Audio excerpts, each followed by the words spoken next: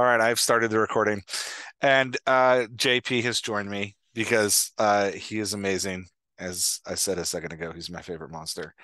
Um, yeah, and we're talking about Halloween and Hmm. celebrating the end of Nerds, The end of season season one of one. Nerds. The end, yeah, not the end of Nerds, the end of season one. We finished season one of our Vella, and we're celebrating. Um, and I'm just gonna tell everybody what I was gonna do, because I don't know. I feel like I need to talk about it. My and my wife saved everybody from it, so we should give her. Initially tonight, we were going to fake either JP or I being murdered over the audio. Um, Surprise. Surprise! And my wife was like, "Jeff, that's not why people come to your podcast. They don't come to your podcast because you're H.G. Wells. They come to your podcast to be encouraged and affirmed and learn how to write dialogue." And I was like, "Yeah, that's true." So you can all thank my wife for saving you from JP and I pretending to be murdered on the podcast. I did enjoy that the email invite for this meeting was just called murder. Murder. I was like, okay. Murder. Yeah, maybe this is a warning though. If I have a Halloween episode again, I might murder somebody on the podcast. Dun, Yeah, dun, so just be dun. warned. Now you've been warned, and I feel like I can actually do it. I feel like it's allowed. There you go. Yeah. Yeah, always be nervous when you listen to Dialogue Doctor. That's what I'm going for. I'm really going Yep. for like an ethos of fear. And yeah. Like, well, I want people looking at the podcast in their feed and being like, oh, that's gonna be scary. That's what I want. Yep. Yeah. Yep. Yeah. Perfect. Yeah. That's Anyway. very on brand. Yeah. Okay. So we finished season one of Nerds. And for those who don't know what that is, it is a Vella. You're the Vella expert. Do you want to explain Vella? Yeah, I didn't even sure. Why introduce not? you, but people know who you are. I don't need to Whatever. introduce Hey, you. I'm here. Yeah. JP's Um, here. I'll put it in post. Nerds, National Recently Deceased Services, is a serial fiction that we have posted on Kindle Vella. We release episodes roughly between 2,000 to 2,500 words weekly, and it's short fiction. So there's about an episode. An episode is a closed unit mostly, unless we have a part one and part two. And it spanned over a year. It was really Yeah. exciting to write. We ended with 66. We doubled up a Dun, dun, couple dun. weeks. Yeah. So we probably did 62 weeks, I would bet. 60 weeks. I don't Yeah, know, I would say but so. I we mean, lost we like four at the beginning, didn't we? we launched with six. We launched with six. Okay. And then I know we doubled up at least 3 weeks. Yep. Yep. Yeah. Whenever So we had a special holiday, we would probably do like a part one, part two at first. yeah, yeah. Yeah, we should, we might should know this. I don't know. I know it. I don't know it. Um, if only I could look up when we actually started Nerds. Anyway, it's Oh, I impossible to look could. I'm up. not going There's no Yeah. way to know. There's no way to know. We'll never know. Okay. No one There will it ever is. know. Uh, Yep. yeah. So, and it's a comedy. Would you call it a comedy horror? Yeah, That's it how has I think of horror it. elements. Yeah. Yeah. I think of it like a Very Ghostbusters. exactly, which has horror elements to it, so it falls into the horror realm. Yeah. And so, yeah, that's why I wanted to talk to you about horror today because we kind of write one. Ooh. Okay, but it's Halloween, so let's start with Halloween. What was the best Halloween costume you've ever worn, childhood or adult? Either way, Okay. best I costume you've haven't ever worn worn. I haven't worn a lot of costumes recently. However, I really got into Halloween for ages. Basically like high school, college, I was very into it. So it was, all the special effects. One of my favorites was if So I'm anyone laughing because I'm thinking about college Halloween, and I'm just going to interject this story. I went to a college Halloween party once where, like, I think like of the 20 girls that were at the party, 18 of them dressed up as prostitutes. It was really fun and didn't talk lovely, to each other. They all just showed up. Just and I was even like, better. wow, all right. Yeah. It was Interesting. and there was a Interesting. weird thing where they kept coming into the party and everyone was like, Hmm. hey, Angie's here. And she's a prostitute too. All right. And she's like, oh my gosh, you're a prostitute. But then by the time we got to like number 12, it was like, okay, this is weird. You guys are all weird. Anyway, sorry. All right, best Halloween. I didn't mean to interrupt. I did mean to interrupt you. No, that was wonderful. I love Yeah, it. A gaggle of a prostitutes. gaggle of I don't know prostitutes. what the proper whatever. Yeah, who Um, knows? Well, let's not explore that. yeah, I was like, no, I'm not gonna explore Let's that. just leave that where Um, it is. yes. So on the other spectrum of Halloween, I was the like a splicer, which is from BioShock. So I had the Irish smile that I created with liquid latex, and I just was Nice. covered in blood. And I also had a hatchet that I kept walking around with.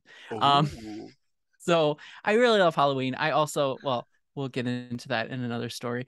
But yes, I love all the gory Halloween nice. campiness. Yeah, my So children won't let me dress up for Halloween anymore. lame. I know, well, I am not cool. There comes a point where like you just accept it, like, yeah, I'm a middle-aged overweight dad.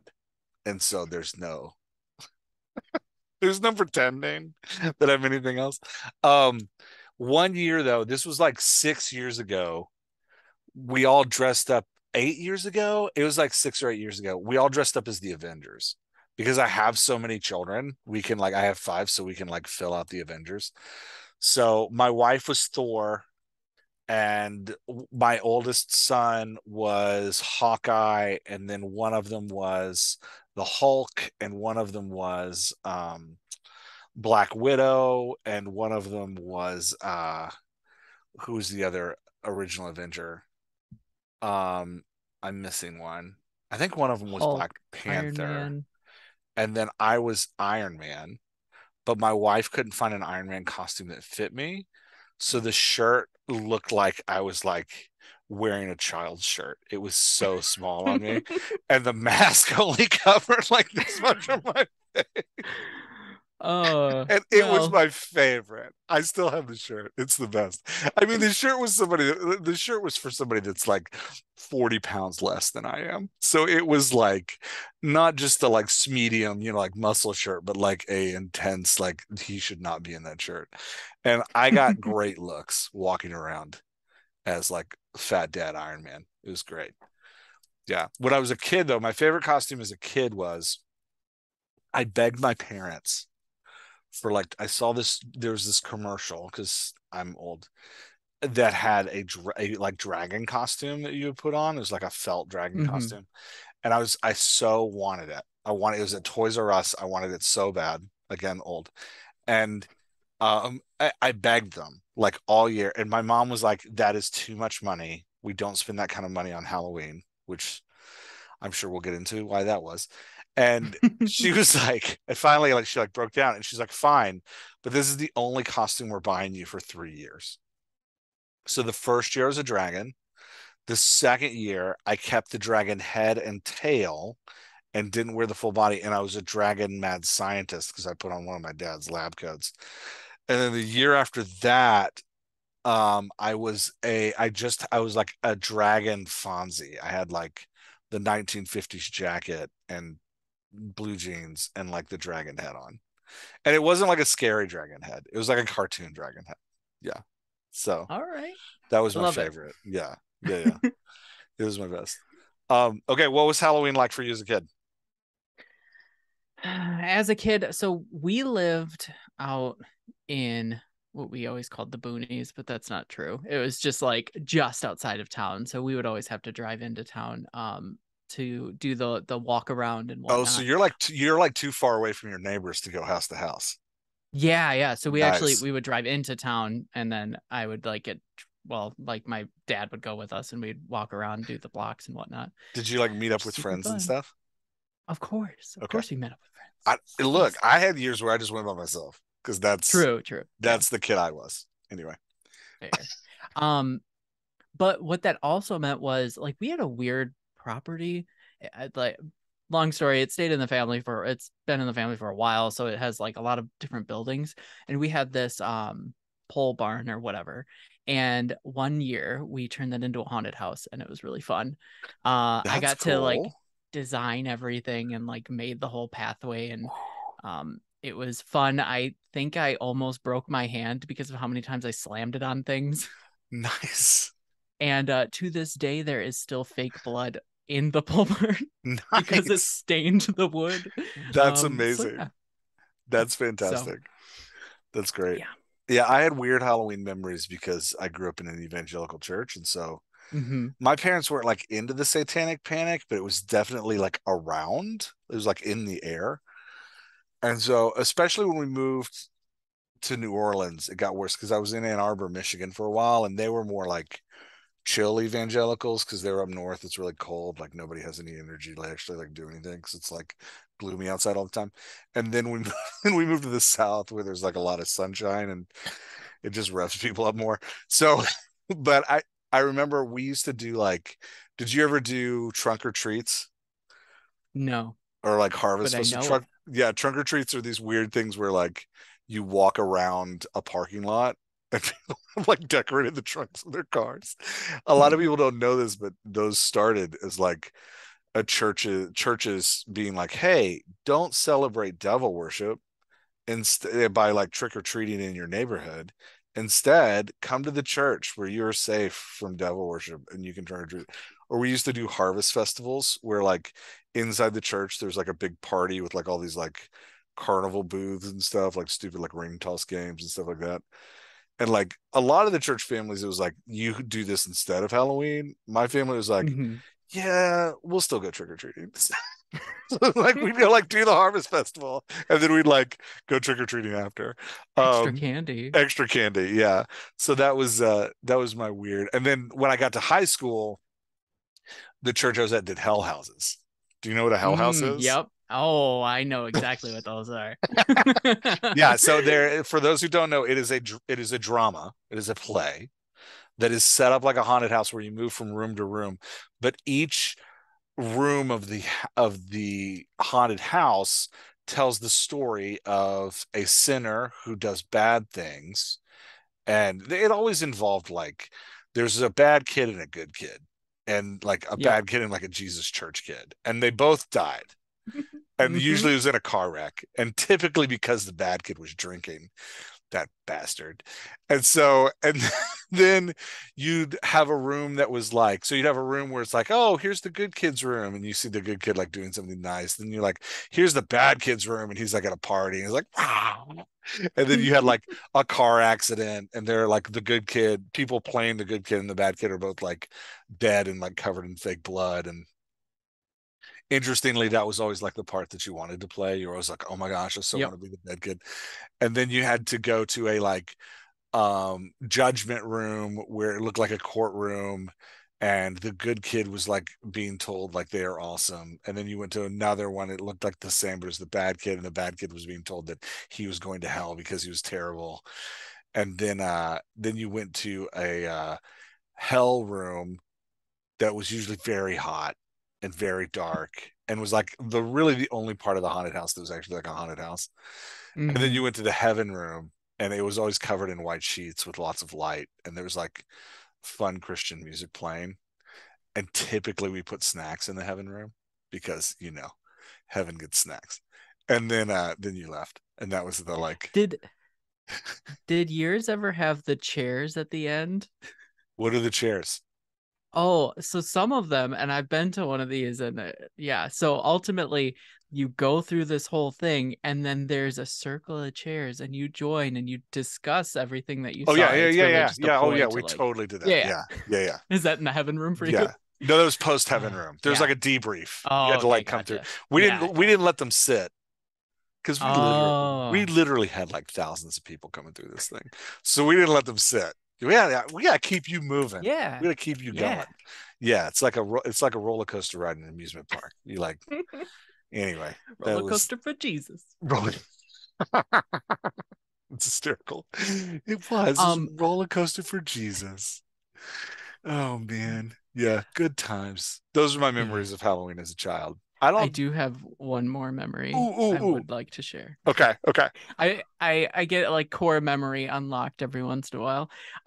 So this one I have to preface it with like my father was part of the city. He was actually like one of the fire chiefs or whatever. Okay. So we knew the police officers, and they were aware at the time, this was around Halloween, they were aware that students were about to like toilet paper the high school, and so they were like keeping their focus there. And Nice. we snuck over to the police department and toilet paper their Oh, cars. So I'm with my dad, and we're toilet papering police officer cars. that's That was a treat. hysterical. That's Yeah, awesome. I love that your father led that escapade. That is great. absolutely. That's Yeah. amazing. Yeah, that's something kids don't really do that anymore. At least my kids, No, like my kids no. don't. But that was something that we used to do all the time. We'd like go to somebody's house with like a whole pack of toilet paper, especially Mm-hmm. in New Orleans, because you have these giant live oaks that were Mm. like 5 stories tall. And you would just put toilet paper all over that thing. And then like it would still be there like 4 years later. Like because there was no way to get it out. Yeah. It was but I don't kids don't do that anymore. They're just mean to each other on Instagram. That's all they do Yeah, now. why not? Yeah, that's it's a lot less effort. You just have to move your Yeah. fingers around. Okay.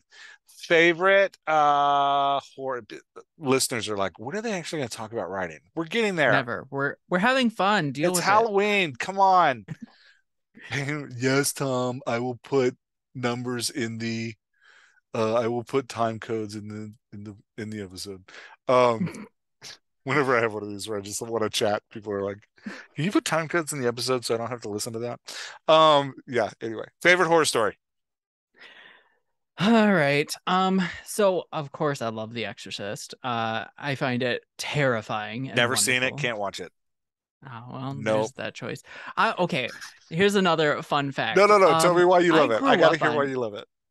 I grew up on terrifying movies. When I was like 6, my parents were showing me like The Exorcist, all these like terrifying movies that may not be true. I'm sorry, parents, if you're listening, but I do remember watching them very young, younger than everyone else I knew. Yeah.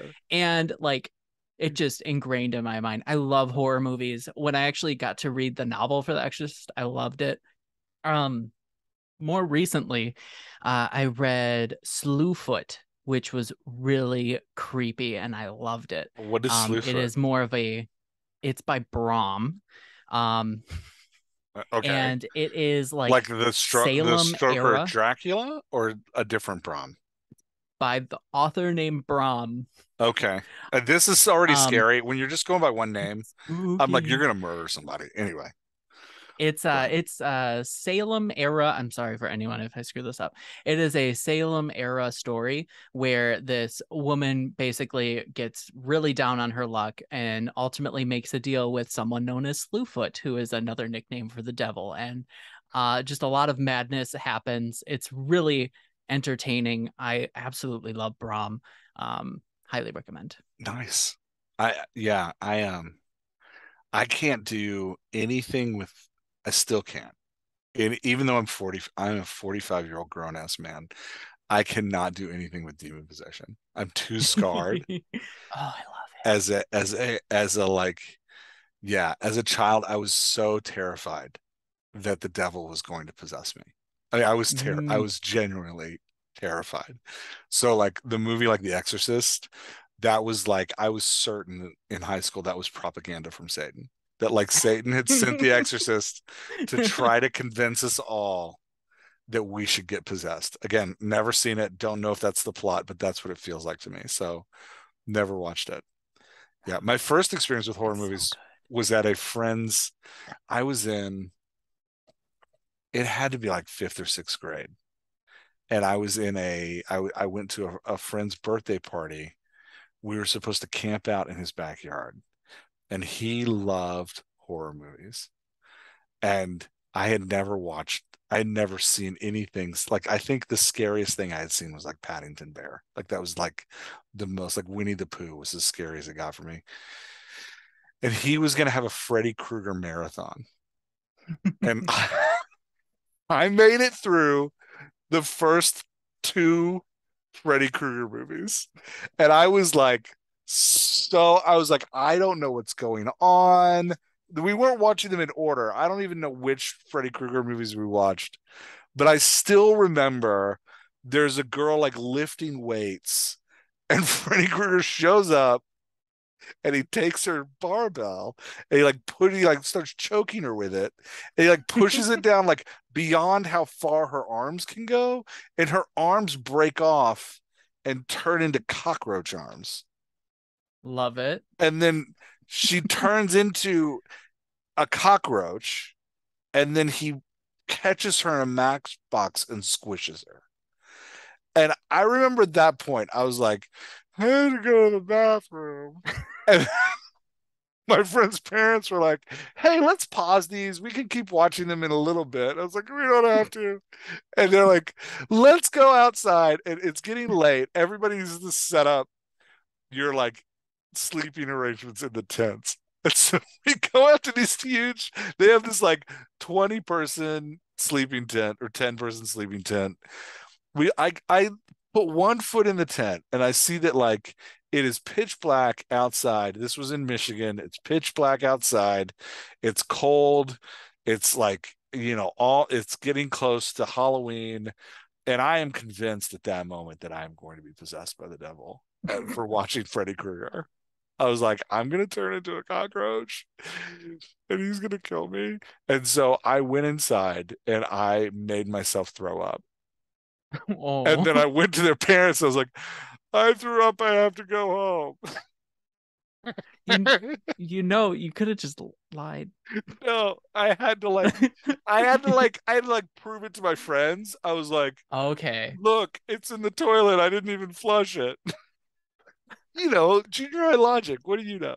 But like, Yeah. then my mom came, and she was like, "Oh no, are you sick?" I was like, "I don't think so, but I need to go home and watch Winnie the Pooh." Like, I need some I VeggieTales. need something. Oh, VeggieTales are my jam. Yeah. So anyway, that's my experience with horror movies when I was a kid. But I do love have you did you watch Midnight Mass? Yes. Oh, I Excellent. think that was my favorite. Recently. I've had other scary movies that I've liked, but I think that's my recent favorite. Yeah. Yeah. I actually this year I haven't been keeping up with it, but I created a list of movies, horror movies to watch. Um Ooh. but okay, so I'm gonna What's on do it? What's on it? minor soapbox. I don't know what's on it, but I know a couple. Okay. So minor soapbox is a lot of horror movies are queer coded. There's just a Really? lot of like queer elements that are in there. Either they're queer directors or like the way that they tell stories hold a lot of queer stories in them because horror is just a really easy way to convey certain things. Okay, talk more So about you like got to for talk more about that. You got to talk more about that. I'm you're putting me learning. on I'm the getting spot. out a pen. I'm gonna like take notes. So like for example, like Hellraiser is very queer in one sense or another. I mean, ultimately you have these Cenobites, and the Cenobites are these creatures that basically don't know the difference between pain and pleasure. And the primary or first story is very much this like lusting after two different people lusting after each other. I think I can't remember everything. I highly recommend Horror Queers podcast because like they know their stuff. Interesting. Um, Horror queer. but Okay. horror queers, there's just a lot to do with like the second Freddy Krueger. One of the characters was written as if they were gay, but then they weren't allowed to say anything, but it was really a key element to the story. Huh. Um, like he was like bullied, um and it was like they were trying to code it in one of his nightmares, but like it's one of those things that you can't outwardly say, so it was just a lot of like showing and not telling. Interesting. That's Yeah. fascinating. I would never have made that connection. That's There really, you yeah, thank you. I'm learning new stuff all day. So what movies are on your go. list? I didn't pull it up yet. I Well, that's gotta look okay. for it. You don't have to pull it up. Um, yeah, what I loved about Midnight Mass was I really like now that I'm a grown ass man and I can watch Freddy Krueger and not force myself to throw up. I haven't watched Freddy Krueger since that night. But I am an adult. Uh, I really like horror that makes me think. I like suspense horror.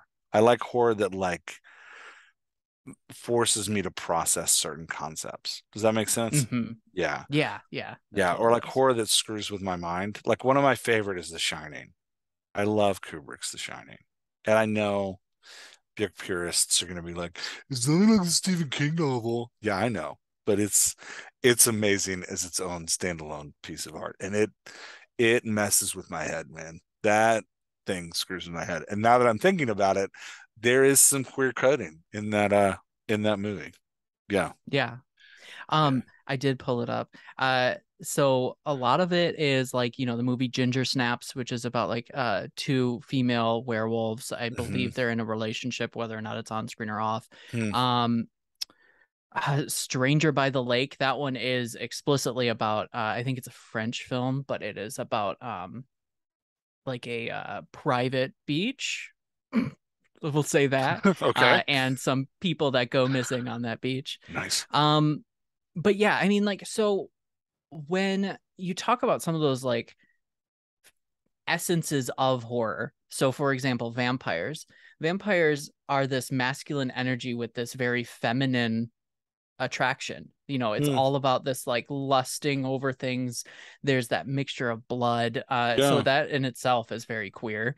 When you talk about like werewolves, that's a prime example of, someone's identity being hidden and having to come Mm, out of that identity. A lot of trans stories can kind of be played with that. interesting. Um, but also just like queer stories as well. Yeah, yeah, it is interesting that like I'm thinking about I loved this one TV show whose name I'm not going to remember that was about a vampire, a ghost, and a werewolf that all shared a house together. Oh, it's such a wonderful story.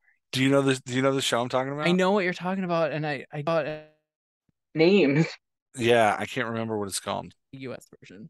Yeah, I watched the US version. Did you watch you cut out there. Did you watch the UK or the US? I've watched both. I Okay. like the UK a little more, but yeah. Yeah, I was 100% in for the US. Um, but it's interesting you say that because there is a fascinating, at one point they introduce a female werewolf, and when they turn into wolves, they're kind of non-gendered, which Mm-hmm. is I didn't pick up on it until you're talking about it now. But yeah, that's an Yeah. interesting there's definitely an interesting play with gender there, which is Yeah. fascinating. Again, I'm not doing it justice, but I do recommend Horror Queers podcast. Interesting. Yeah, that's really fascinating. Yeah, I remember we went when my wife and I first started dating, she was a waitress at Outback Steakhouse, and I wanted to spend more time with her. So I went and got a job at Outback Steakhouse as a busboy because they were like, "We don't need waiters," and I was like, "I don't care. I'm actually not here to work at Outback. I'm here. Can you just give me shifts with her?" And like, yeah, you can be the busboy. So I was the busboy. This is just a fun aside. My first 2 weeks in, I got employee of the month because I was the only busboy that wasn't high. Um, and she was really angry because she had worked there for like 4 months and had yet to get employee of the month, and I got it in 2 weeks. So because I actually like bust the tables. But there's a movie theater behind the Outback, and they would trade dinners for movie theater employees for free movies for the Outback staff. After closing, we would go see like Thursday night at like 1 a.m. We would go see whatever big release was coming out on Friday. That's cool. And we never knew what movie we were going to go see. It was just like, hey, anybody working Thursday night, we've made this trade. You can go watch. They're going to play a movie for you. So I got to see the Blair Witch Project a week before it was released. And I had no idea what it was about. I didn't know what it like nobody did. And I don't know if you've seen it. It was the first one of those like documentary style movies like that just wasn't being done. And so Mm-hmm. I thought it was a documentary. I was like, oh, we're watching a documentary. And then like weird things start happening. I'm like, I don't like this at all. And then there's the whole like people standing in the corner while somebody else is murdered. And I'm like, no, no. So I didn't sleep for a week. That was Mm-hmm. terrifying. But oh man, such great storytelling in that like you're compelled to be with these people through this experience, even though you have no idea what's happening. But the end conclusion is clear. Like, oh, Yep. all of these people are going to die. Like, you know Yep. that. But what keeps you hanging in is like, how are they going to die? Like, it's Yeah. that Yeah, like, definitely. yeah. And then my wife and I, for I mean, She was my girlfriend at the time, but we would play this stupid game with each other where if one of us was ever left alone in the room, the other one would go stand in the corner with her face to the corner. As yeah, and it was really scary for like 2 weeks. And then it just became weird, like a weird thing we did. Like, why is Jeff standing in the corner with his face to the corner? I'm like, you didn't see the movie, you'll get it in a minute. So, well, yeah. Anyway, that was and yes, I am implying that I did that with other people in the room. So yeah, Yep. that was a definite like horror story that stuck with me, and then I remember. You got any other favorites that like That stuck with me. Cabin in the Woods was a really good one because it broke down genre in a fun way, and then at the end it just went into pure madness. Have you seen Cabin in the oh, Woods? no, come on, absolutely not. I don't know. Um the fun premise of it is ultimately there's a cabin in the woods and there's a basement filled with trinkets, and depending on what trinket the person selects, a type of monster may or may not occur. I'm trying really hard not to ruin this, but ultimately like it was a really cool break of one type of horror and replacing it with this like interesting surveillance kind of horror. Interesting. I like that. That's fun. Yeah. Yeah. I'm not watching it, but I that sounds really interesting. It's a little Yeah, campy. I think you can manage through it. maybe. I am actually much better at watching them now than I used to be. Like I'm watching Midnight Club right now, which is by the same guy that Oh, watched that Midnight one's Mass. excellent. It's really good. It's the for those who haven't seen it, the premise I find like a lot of horror is this way. It's like we're gonna set up the premise and then we're just gonna play that out. And you get to Mm-hmm. like see how it unfolds. The premise is there is a hospice for teenagers that is haunted. And at some point in the hospice's history, there is a story of a girl going there and being healed from her terminal illness. So a new teenager arrives at the hospice in order to figure out what happened to the girl that was healed and repeat that for herself. And there are definite like ghosts wandering around and like, Yep. yeah, yeah. Um, yeah, yeah. It's good. It's campy. Yep. It's in the first episode. What got me through what made it so that I could be like, okay, I can handle this is in the first episode, there's got to be like 20 jump Mm-hmm. scares. And there's a nonsensical amount of jump scares in the first uh, like I guess it's got to be the first 20 minutes. It like they're like a 2 minute period. There's like 20 jump scares, all just like and to the point where you're like, okay, I can I've moved past. You've desensitized me. I can move past this now and actually one like of the enjoy it. one of the fun things about that series too is part of the premise of the show itself is people get together in this midnight club and they Yeah, tell a story. And so not only are you being told this overarching story, which is well written, but you're seeing these anthologies of what is supposed to be stories constructed by these teenagers. And one of the fun things about it is like this is not spoilery, but as you progress, you really see how these stories are retellings of these mhm. characters' lives and Yeah, how like they're trying to process their own trauma through the stories that are in the big story. Like I yeah. just love It's that they great. did that. Yeah, it's very cool. The story within a story thing is very cool. Um, yeah. Anyway, okay. So, what's something you're scared of, or have you This ever had is a repeated nightmare? I mean, like when I was younger, I was always afraid that there was like something under my bed, and it was always like hundreds of pale hands, honestly. Oh no! Why would you say that out loud? Oh my gosh! That was my fear, was that some thousand pale armed creature was underneath my bed, Did you watch The just waiting Labyrinth as to a kid? um Because she no. falls down that pit. That's just like a Yeah. pit of like a gazillion hands. Yeah, basically when I saw it in my older days, in college, I was like, "Oh wow, there's my trauma," as if she's fallen down. It's like this writer read my mind and it's reliving my trauma. Yeah, I But had it. Oh yeah. No, sorry, what were no, you no, saying? no. That was it. I You're had a good. really weird one as a kid. I used to drink. Somebody's gonna be like analyzing your nice dreams. Like, what does it mean that JP has 1,000 pale hands? Why are they pale? Grabby hands. Yeah, grabby hands. What is JP's neuroses? I used to be really afraid. I had this weird recurring dream.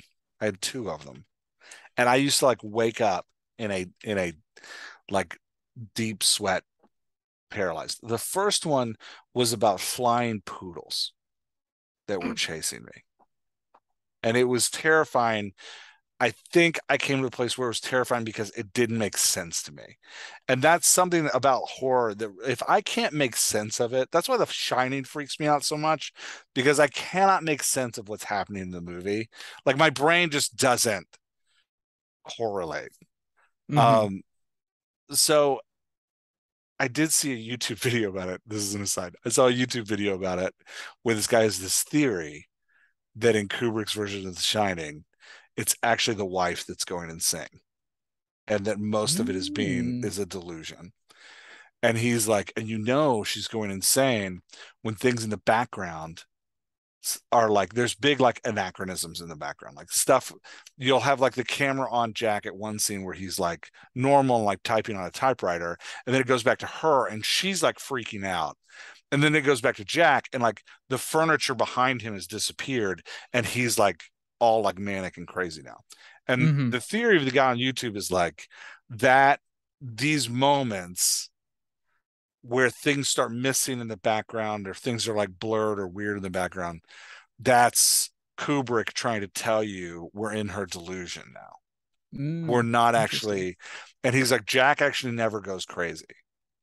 And he doesn't die in the maze. And she like, is running around being weird and he doesn't, which is interesting. And the guy bases his whole theory on the fact that Kubrick would never make these mistakes on purpose. He's like this, the guy's like, he's an intense, detailed editor. He'd never do this on Earth. But so I was like, I'm really interested. I'm going to study Kubrick. So I've been like watching all of Kubrick's movies and reading about him, studying him. He made those mistakes all the time. It doesn't hold, there's actually be like the first movie where he didn't make those mistakes. Anyway, so that ruined that for me. But I felt like The Shining became less scary because I felt like I could understand it.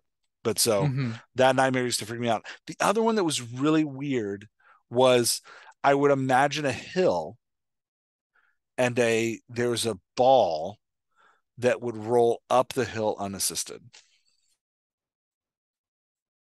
Interesting. Terrified me. Absolutely terrified me. I would I would wake up and I would still have the image of this ball rolling up a steep hill unassisted. And I did not. My brain was like, nope, nope, not that. That is more horrifying than Freddy Krueger turning a girl into a cockroach. A ball rolling up a hill unassisted. Yeah. Yes. Do Still. you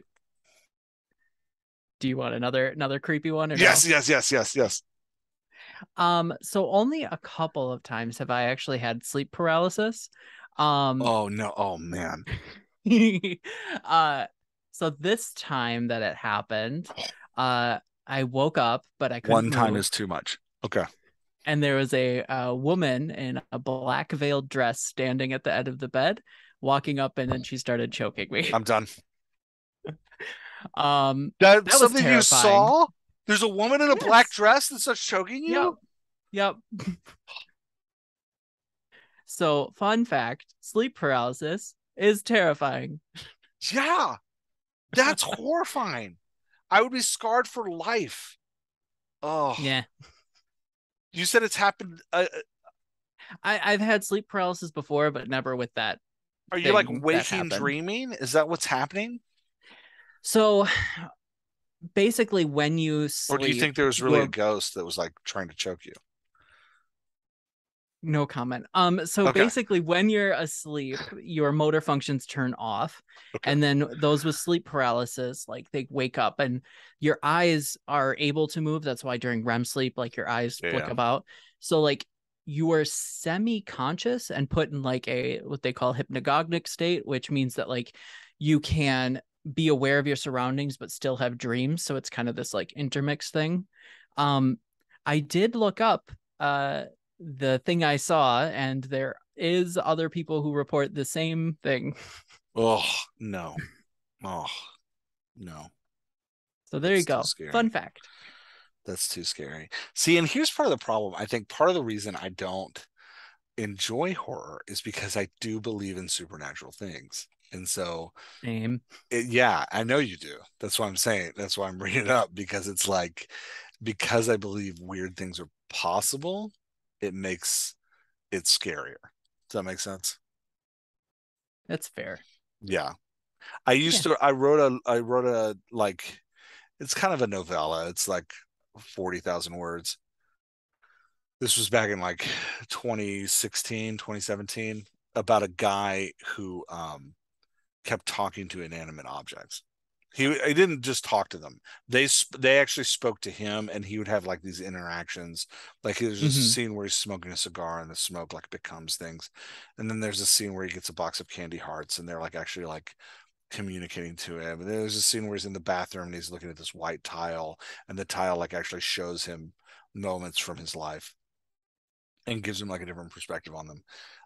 I writing that, I walked around for a long time terrified that things were going to start talking to me. Like I really Hey, believed. Jeff. Yeah, I really believed. And in the end of the book, he gets assaulted by someone in a giant panda costume. And then Mm. he chases the panda in a rage, and the panda leads him to like the place where he actually needs to find healing. And the panda disappears. And I remember after I published it, I was walking down the street in Baltimore and I saw somebody in a giant panda costume, and I was like, I'm out, I'm out, I'm out, I'm out, I'm not doing it. Oh, Yeah, I totally like walked away from them. So my kids were like, Dad, we're going over here. I'm like, nope, we're going around the block. We're going around the block. We're not going to be with the panda man. Um, yeah. Anything else you're afraid of? Anything that scares you? this is difficult because I don't think so. Okay. Yeah. Other than like the weird stuff that I mean, like, the weird stuff like not letting people down. Like that's dumb. But No, those are that's genuine different. fears. That's anxiety. That's not terror. Yeah. I do have the like memento mori mindset. So like, it's like, whatever. What is memento mori? Like you just accepting that death is a natural process kind of Okay. thing Okay. ultimately. So it's Yeah, like yeah. what are you really afraid of when you kind of accept that? And Yeah. I don't know if I am. So I mean, there's nothing you can do about it. Yeah. I am very afraid of ghosts. It's actually very difficult for me to write a ghost I story love because I am ghosts. very afraid of ghosts. Uh, I don't want to see them. I don't want to talk to them. I don't want to have encounters with them. I I Interesting. really just want them to leave me alone. Yeah. But I'm see, the opposite. well, see, and here's the thing, as a Christian kid who like I was a weird Christian kid in that like I actually read the Bible cover to cover every year. Um, Shocker. I know. Nerd. So there are moments in the Bible where people talk to ghosts. And Hmm. like, so if as a kid I was like, well, I believe in the Bible, so I clearly believe in ghosts. Like there's a specific moment where King Saul goes to a medium, and the medium raises the ghost, calls on the ghost of Samuel. It's actually a hysterical scene. She calls on the ghost of Samuel, and Samuel's like, "What the fuck are you doing?" So I was Why like, are you calling "I'm me? sorry," and that's kind of like the end of the scene. Samuel's like, "Don't do this." So I was like, "Okay," and that's like the end of the scene. But yeah, so they're like, as a kid and a teenager, it's like, well, if I'm going to say that I believe this book, then I also have to believe in ghosts and other weird. Yeah, it's actually always weird to me when I talk to religious people and they're like, "Yeah, I don't believe in ghosts." I'm like, "But you do worship a guy that rose from the dead, but you don't believe in ghosts." Like, Well, you at least believe in zombies. yeah, yeah, that's super true. Like, yeah, you're okay with the whole like Moses hit his stick on a rock and it pumped out water, but ghosts are too far. Like, yeah. Anyway, um, Okay, so let's get to writing stuff. How Yes. does your engagement experience with scary things in the supernatural influence your writing of horror comedy? Well, with this story specifically, I love to draw from a lot of the horror movies that I watched as a kid. So it pulls elements of Ghostbusters, of Poltergeist, of those Mm, sorts of stories where it's very visual. There's a lot of like blue energy and like tendrils and all that stuff. Um, I mean, like personal life, I also like I'm in the younger range of my cousins who were born, which means that I had a lot of elderly people pass away when I was really young. mm, So like I was in the funeral home a lot.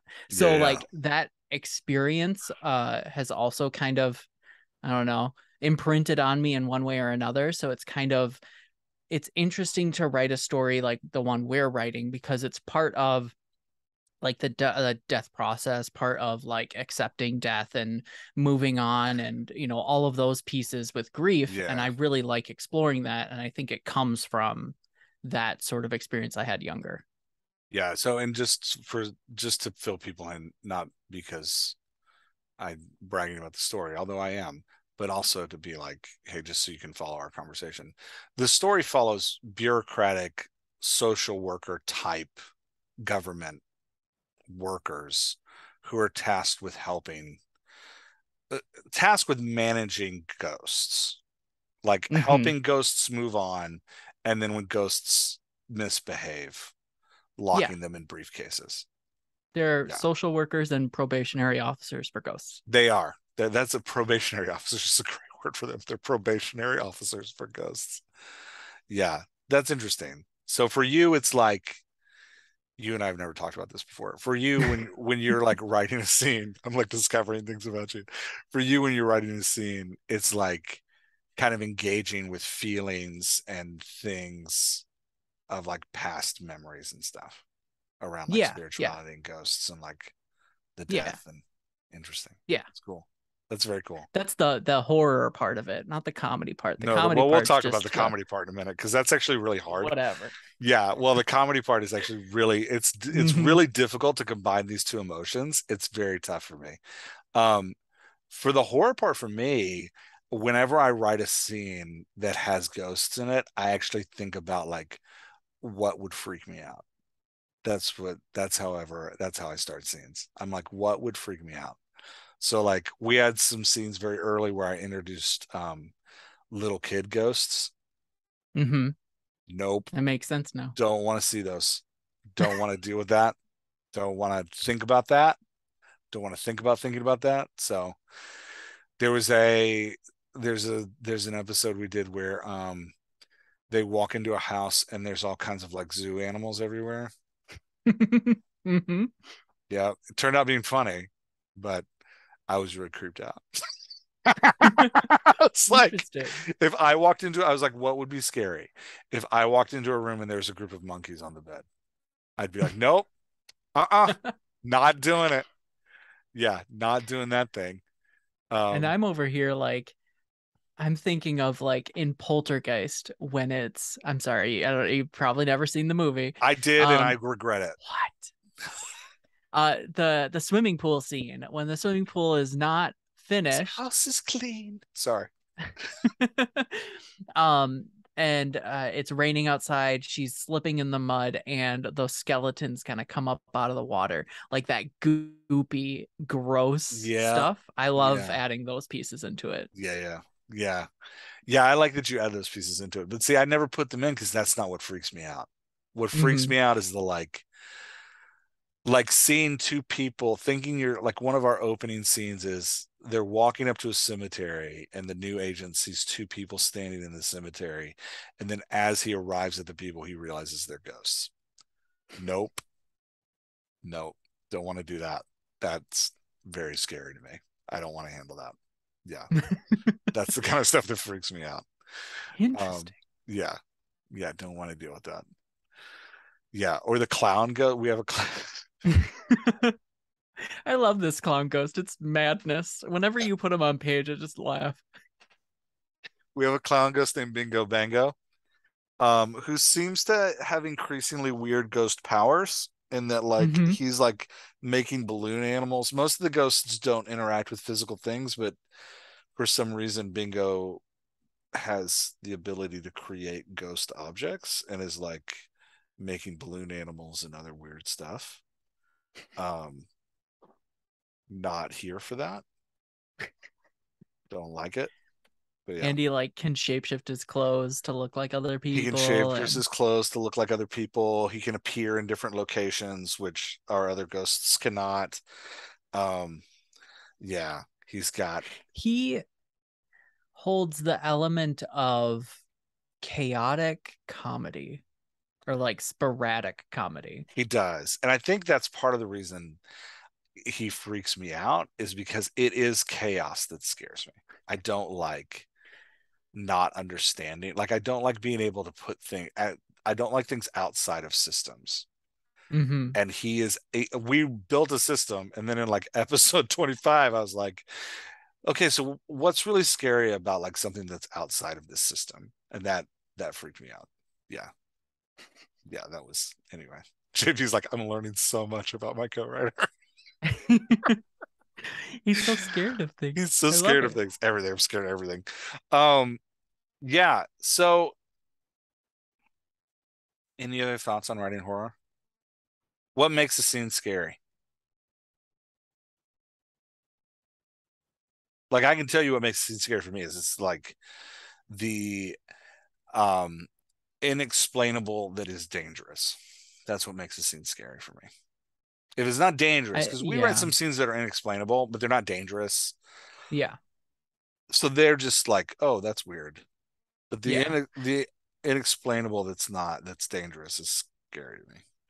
The looming threat of danger or the inability to control one's bodily movements. I think that Yeah. that's why I add that a lot with a couple of like not only with possessions, but we have a couple who are capable of doing things where they control multiple people Yeah. and it's ghosts and living people. And it's I think that that might come to like one of the fears I have maybe is this inability to like control your own body. Like that stuff, I guess, is Yeah, slightly that's terrifying. freaky. Like there's the scene where it goes through sleep paralysis. There's the scene we wrote a scene where there's a kid and who can like everybody that walks into the room immediately is given a ghost chalkboard and like forced to write on the chalkboard. And it's Mm-hmm.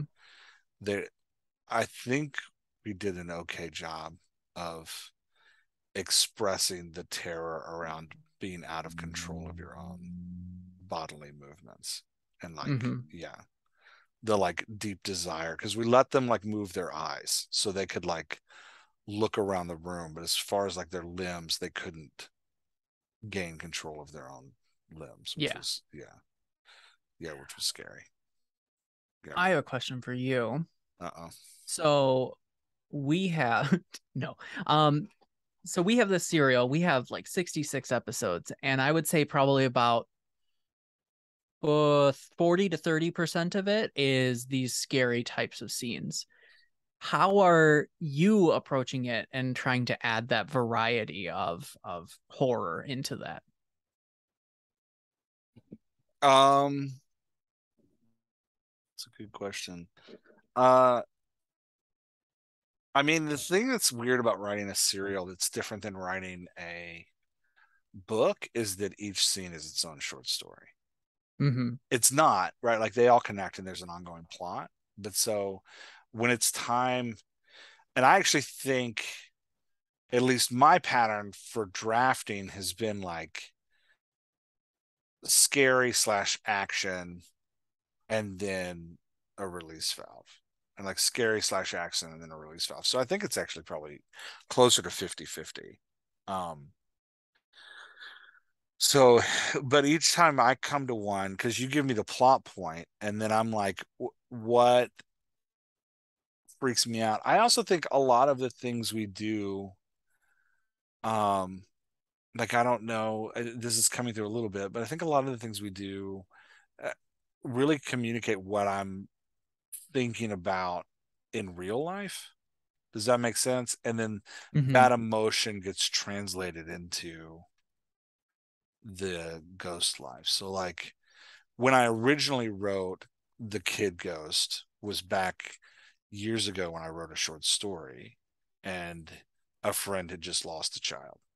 And it was like the saddest thing I could experience. So I was like, I'm gonna write that thing.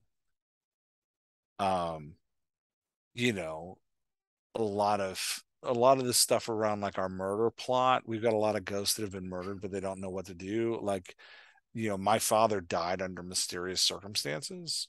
Um, and so the idea of like unresolved deaths are very scary to me.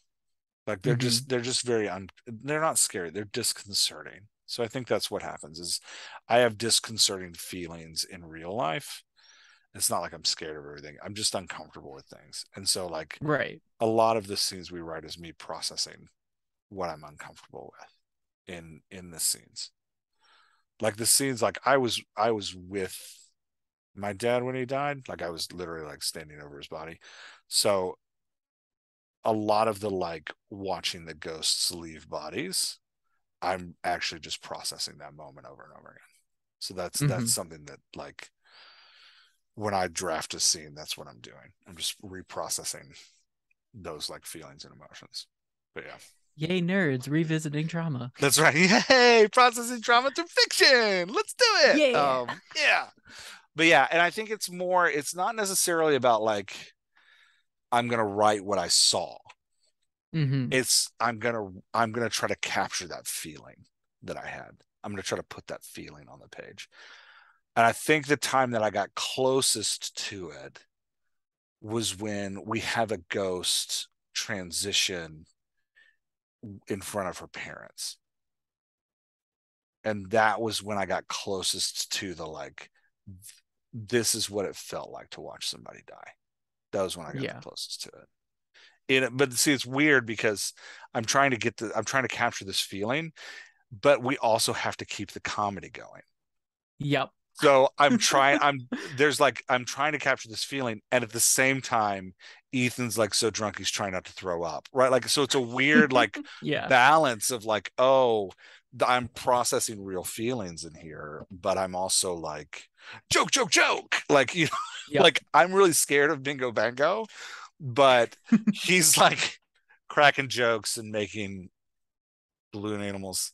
Thank you, by the way, for leaving it. I didn't meant to tell you this in Slack. I had Bingo Bango tell a really bad joke, and then Yep. like he kept explaining it for 3 paragraphs, but he was talking about how it's really important that you talk about a joke being funny.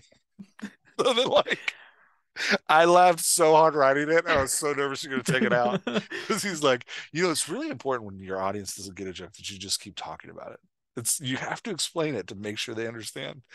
And I found that delightful. So I was really happy that you left that in. Yes. It was a different type of humor than like some of the more recent ones that we've done. So I definitely wanted it kept there because I enjoyed the way that you approached it. Thanks. Yeah. Yeah. So I don't know how you feel about that. I think part of what writing this has helped me understand is that like emotions are kind of in a wheel. Yep. And like, which I know there's like the emotional wheel and all that stuff, but I never really bought into those. I was like, no, these are separate entities and I've envisioned emotions differently. But thinking about them like the different types of emotions you write, trying to force horror and comedy together. They do not want to go together. They do not want to be in the same space. Because for something to be really scary, there has to be an element of intensity to it. Hmm. For something to be funny, there has to be an element of release. So you have these two things pulling against each other. To make it scary, we have to build the tension. To make it funny, we have to give people emotional release because laughter is like this emotional release. So I find it very difficult to pull against these two things. It's actually given me a huge respect for the original Ghostbuster movies. I was like, man, you guys nailed it. Like that is Mm-hmm. really funny. And you have a really there's a really great combination there of like, I'm thinking about like Bill Murray standing over a possessed Sigourney Weaver who's like floating in her bed, and she's really scary. Like there's something scary about her being possessed, but he's really funny at the same time. But it's interesting because I watched that scene recently just to like, because I was thinking about it as I was writing a scene. And I was like, am I remembering this correctly? And it is, he keeps his comedy very understated in that moment to let the tension be big. He keeps his comedy Mm-hmm. low. The comedy isn't big. He's literally like kind of whispering things to her that are funny, but he's like Yeah. not being his like, for most of the movie, he's like this big egregious, like egregious. That's probably not the word I'm looking for, but this big personality. And in that moment, he's keeping it very reserved because I think they understood that, like, oh, the tension needs to be huge here. So you keep the tension big. Or there's certain characters that like disappear when it's supposed to be scary. Like Rick Mm-hmm. Moranis is never around when it's supposed to be scary because there's nothing about him that's scary. He is hysterical. So there's like, whenever even when he's like believes he's like a dog and he's like running around on all fours, he's like possessed, but it's not scary, it's funny. And Yeah. I think yeah, I don't know, how do you feel that tension in writing? Yeah. Probably not to that extent, but at the same point, I think like in our extremely horrific moments, we don't have as much comedy because we're giving space to that horror. Sometimes we do. River is our most problematic character when it comes to like trying to raise tension because River is the comedy relief, Yeah, the biggest comedy the relief. biggest comedy So relief. I do notice like he will sometimes vanish when we want to do super scary. Oh, Um I intentionally write him out yeah. when we're doing super Um scary. I take him out of there. I'm like, I can't have him in this scene. Yeah. I'm thinking back to like that one scene with the writing on the Chalkboards. chalkboard, and like I felt like that scene was ultimately scary, and then you had this comedic relief of the people who were not uh in the like they were in the hallway and Yeah. they're just like what the hell's going on, and The like if Ethan with his finger practically bleeding as he's writing, yeah. and I feel like we were able to do some type of a play there. um I almost think that it's if everyone is partaking in the horrific moment, then everyone is in that tension. But if you're able to do this like spatial different distance between two, you can add that comedy while still giving someone horror. Yeah, and I think like using a character like River, I found something that we have just kind of instinctually started doing is when we want River in horror, because he does move into that Mm-hmm. space where it gets scary, or the ending, which I won't spoil, there's a very tense scene where River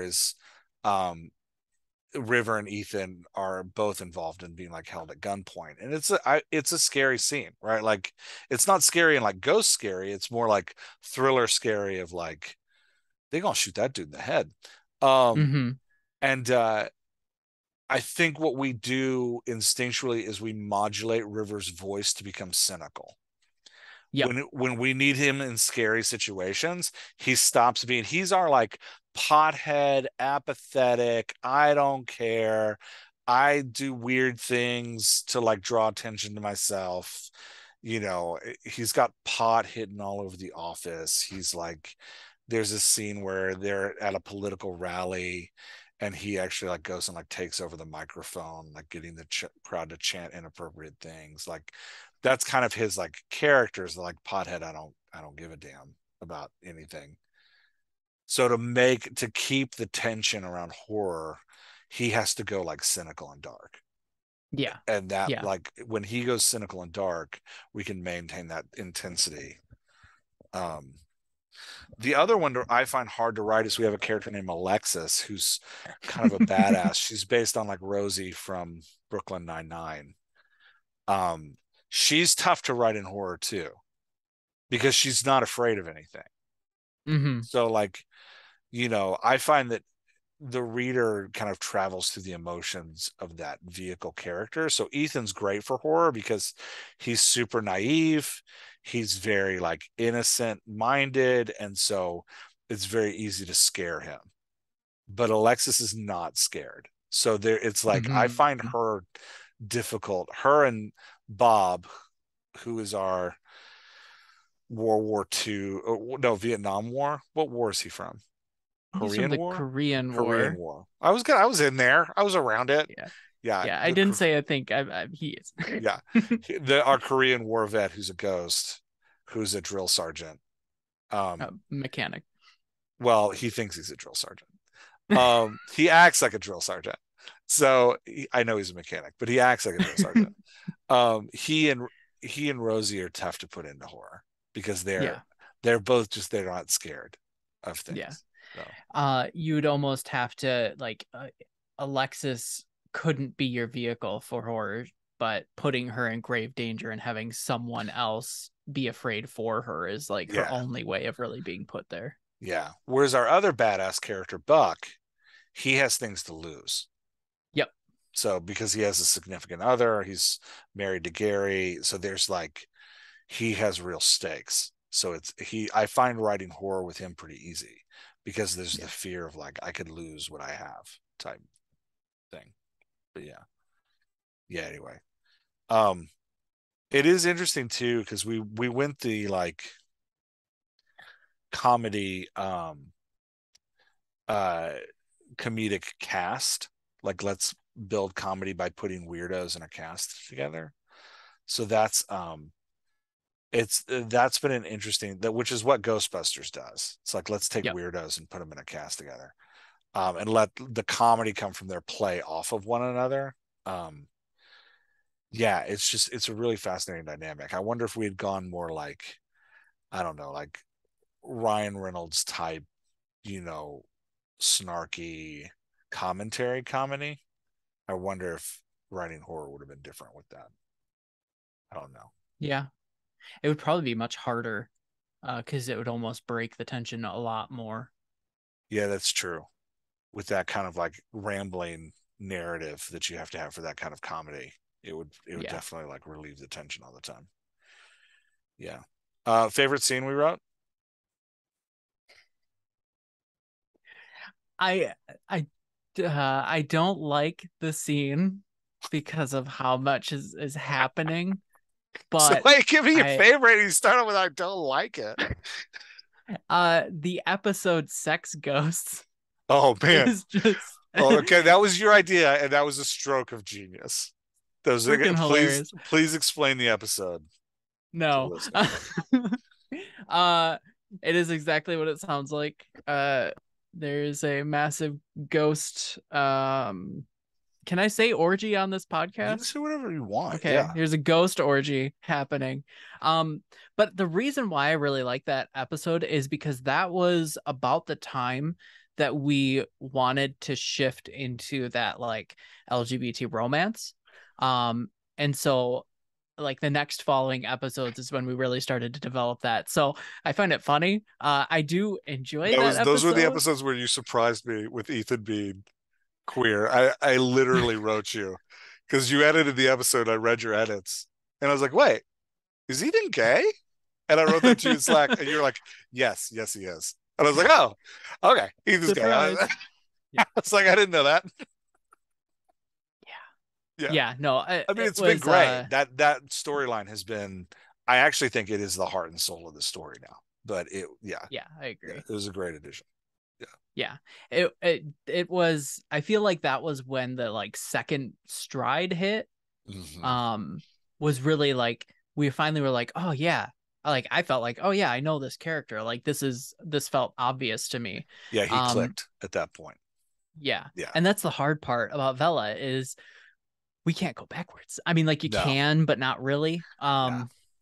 So it Yeah. makes it interesting because like as people are reading, we are still developing. Yeah. What would you erase? I can tell. I I would. have a list. Oh, you have a list. I have a list. I just let most of it go. I feel like we could develop the characters a little sooner, but that's about it. Give me Yeah. your list. I want to hear your list. I would get rid of Ethan's grandmother. Uh, Oh, yeah, we barely bring her up. we barely bring her up. She's not helpful to the story, and she's not funny. So I would ditch her. I would actually, if we could go back and redo season one, I would have Ethan taking care of his sister by himself. That's what I would have. We need his sister, but we don't need his grandmother. Um, so I would ditch her. Uh, we had two ghosts in the opening that we got rid of pretty quickly. They're gone by like episode 23 or 24. Herschel and I don't even remember the other one's name. I don't think we needed them. And I think having one of them be in the military actually really confused Bob. Didn't confuse Bob, but confused Bob's character. Uh yeah, I would get rid of them. Um I'd get rid of we have a you're gonna me for saying this. We have a character, I don't know if you will or not. We have a character who in the opening of the episodes, I thought it would be funny to have a character who had been hired by the administrative assistant of the office to do social media, Trevor, and he's always running around with a phone. And we've Mm-hmm. used him well in the plot, like he's been, but I think we actually could have just used Doris in that role. And I think she'd actually 100%. be funnier. She'd be funnier than Trevor. The old woman with a phone would be funnier than the single dad. And we have never explored him. We don't know anything about Nope. his family. We don't. We Nope. just know that he's a dad. He's got kids, and he took this job because he couldn't get any other job. That's all we know about him. And he's And constantly shoving a phone in people's faces. and from the way that we describe where he sits, it honestly just sounds like he sits in the seats like in a waiting room. Yeah, It that's what I doesn't sound like wanted. he has a desk. He has a stool. He He just does not has have a seats in desk. a waiting He room. has a Yeah. stool by the door. That's how.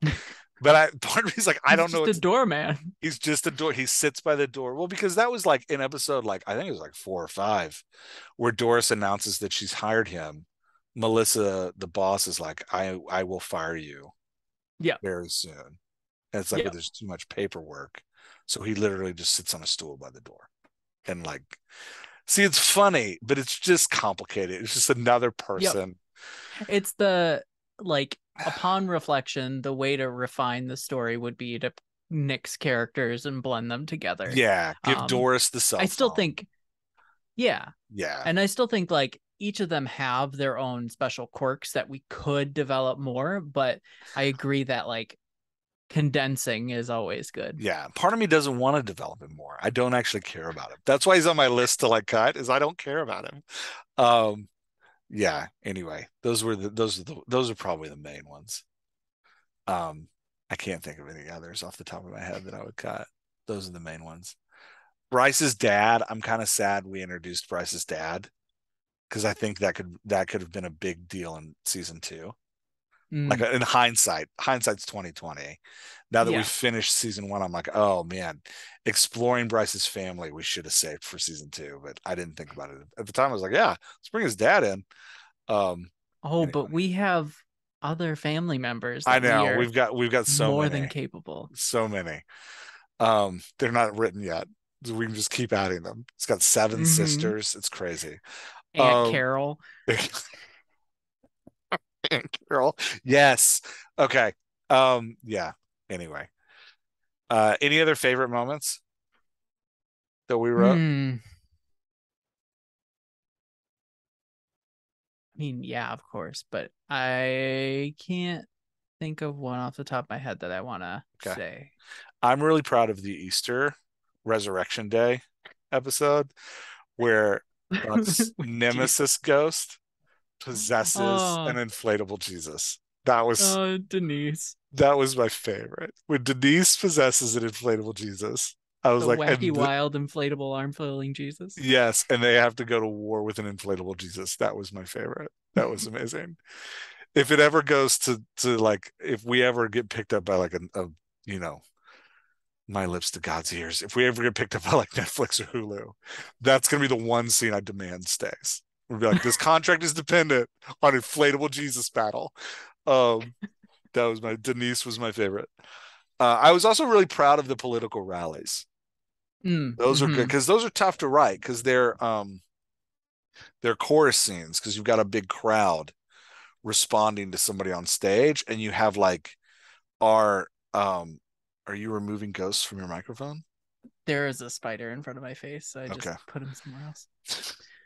Yeah, but those are tough to write because there's the main attraction happening is actually a conversation going on the side of like what's the big, so you'll have somebody on stage speaking to the crowd and the crowd is responding, and then we have like our characters standing in the back commenting on what's going on. I find those challenging to write, and I enjoy. I'm proud of those came out good. Yeah. I figured I can say one. I've been like trying to think like what ones can I say? Alexis, when she takes Ethan to the nursing home, I feel like that was when she was most developed She because it was, was yeah. like just like um why does she have a machete in her car? And she's like, Yeah. all women should have a machete in their Yeah, car. yeah. Well, and Just like Ethan's something drunk, ridiculous like that. so she's like messing with drunk high Ethan, not messing with in a bad way, but like manipulating him to do what she wants. Like we gave her a ton of agency in that Mm-hmm. episode. Yeah, we still need to explore her relationship with Agent Stevenson. We haven't done that. We've explored Yep. Buck's, but we And haven't the explored message she hers. got The message she got. from a deceased loved one. She got a message from a deceased loved one? When I'll did that find the happen? episode for you. I'll Damn it. find the episode for you. I have forgotten that completely. I have 100% forgotten that moment. Is that around the Agent Stevenson stuff? Or is that somewhere else? Yes. Because I know Yes. she's bringing him a gun. Mm-hmm. She's bringing him a. It's so do you remember when she takes Ethan to Oh like crap! We never followed up on that. She frees that ghost to get a mess. mm-hmm. Oh man. Oh. Okay. Season two. I figured it was season 2 stuff. That's Yeah, we fine. got to follow up on that. That's season two stuff. Yeah. What else are you excited about following up on in season two?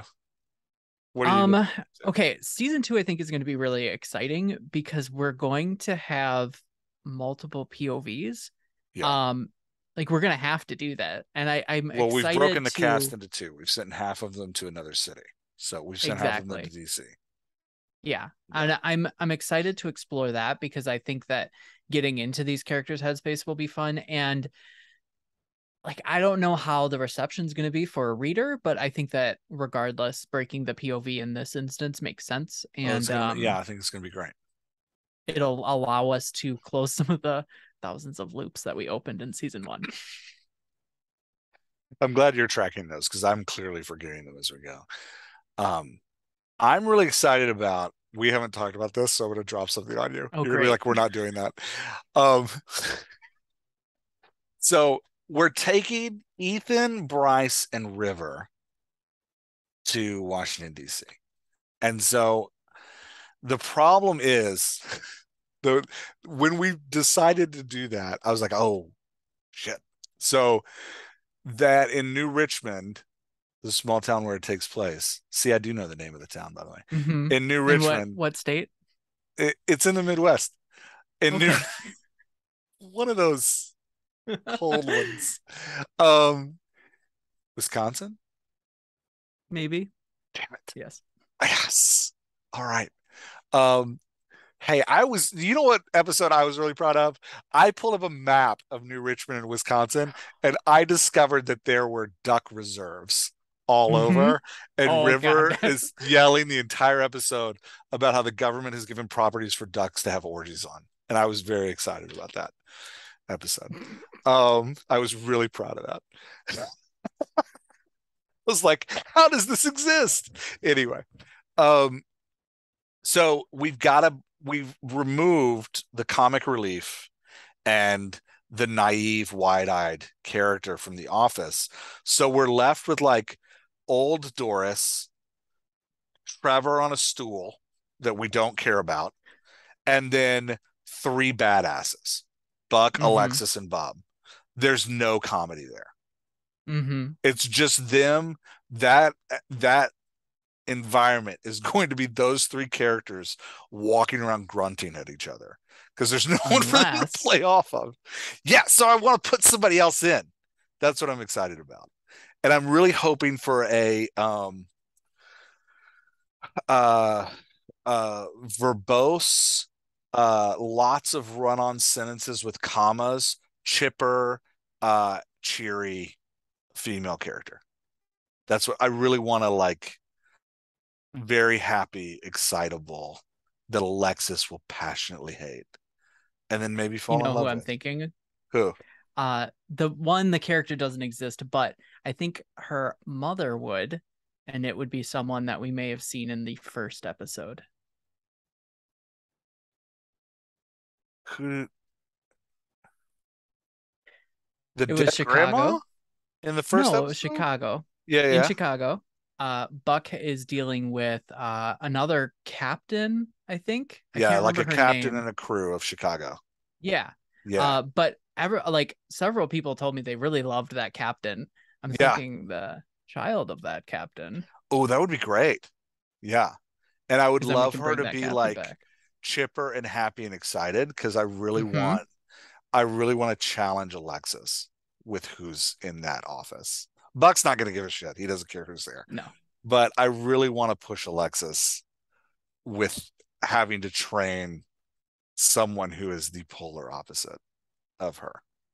Yeah. Yeah. But that could give Buck a shit to give if it's daughter of. It would. It would give him a shit to give. And it also introduces the plot of, is this because this is a legacy hire? Has this Mm-hmm. person been sent to spy on us? Yeah. Is this because we in season one we developed that there is a nefarious side to the organization that is doing nefarious things, Conspiracies. conspiracies all over. Yeah, I love that. I love that idea. I'm very excited about that character. I'm excited about Ex writing that voice because ex I think it'll be fun. I I was picturing that voice as like Kimmy Schmidt, but not that she needs to be like a tall, thin, redhead white woman, but more in the voice of like lots of bursting of energy paragraphs that are impossibly optimistic and chipper and cheery. Even when like her house is burning down and she's been robbed and she has no money left, she's like still looking on the bright side of things. That's what I was, yeah, excited about writing. I love it. Okay. Good. All right. All right. I've held you on here for a long time. We've talked about Halloween, writing horror. I'm going through my brain to make sure we covered everything. Writing comedy, season one, favorite, what we're looking forward to in season two. Anything else you want to talk about? No, We've learned that Jeff has weird paranoia about supernatural things in life. Yeah, sorry to hear that. that's okay. Yeah, it's the least of my problems. Um, the least of my inner demons. I don't have demons. I'm not possessed. Yeah. All right. I think that's it. So we can say goodbye. We did Excellent. it. We We did it. did it. Yay. Yay. Yeah. Yeah. The quote that's in my head right now is John Cusack in High Fidelity, which is one of my favorite quotes, which is, if you really wanted to fuck me up, you should have gotten to me earlier. It's the All best. right. All right. I'm ending on that note. All right. I'm ending the podcast. Bye. Bye.